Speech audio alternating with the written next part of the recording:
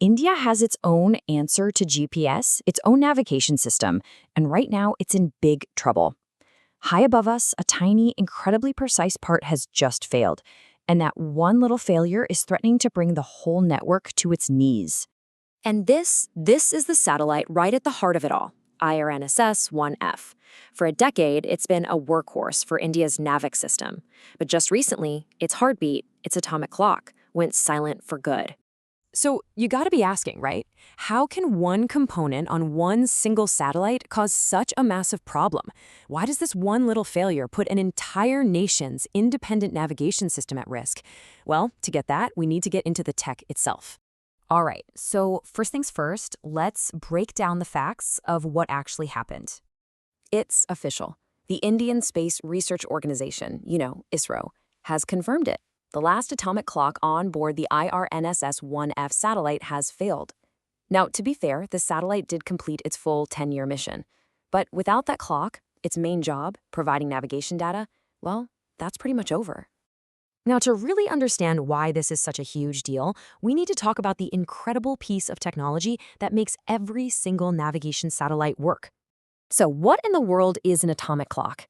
It's not like the watch on your wrist. This thing uses the natural, perfectly consistent vibrations of atoms, often getting a little nudge from some microwave radiation, to measure time. And the result?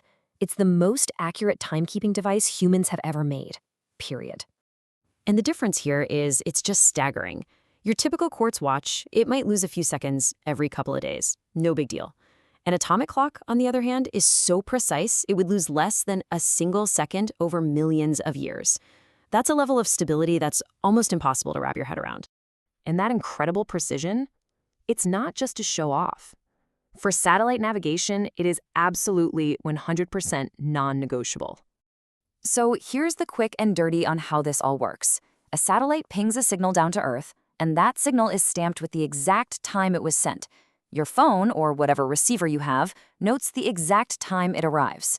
The tiny, tiny delay between those two times tells you how far away you are from that satellite. Now do that with at least 4 satellites at once, and bam, your receiver can pinpoint your exact location on the planet. And this is why those clocks are so critical. If that timing is off by just 1 nanosecond, that's a billionth of a second, your position gets thrown off by several centimeters. Any more of an error than that, and the whole system starts to become useless pretty fast. Okay, so let's bring it all back to the main story here. Because the failure on IRNSS 1F, it isn't just some random one-off accident. It's actually a symptom of a much larger, more systemic problem that's been affecting India's NavIC system for a while now. See, the whole NavIC constellation went up between 2013 and 2018, but over the years, multiple satellites have run into this exact same problem. Their clocks failed. The clock on IRNSS 1F dying is just the latest in a worrying trend across the whole network. And here's the thing. The Indian government has actually gone on the record about what the bare minimum for this system is.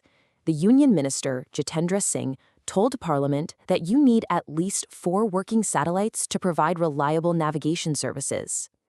And here is the crucial point. The system is now below that minimum. To be reliable, NavIC needs 4 satellites. With this latest failure, it only has 3. Okay, so that sounds pretty dire, but Israel isn't just sitting back and watching this happen. They have a plan, and it involves a big shift in strategy to build a stronger, more self-reliant system. And this is a really big deal. It's a major pivot. All the original satellites used imported atomic clocks. After seeing them fail again and again, ISRO decided to take matters into their own hands. They are now developing their own indigenous atomic clocks. It's a huge step away from relying on foreign tech. And hey, this isn't just some plan on a whiteboard. It's already happening.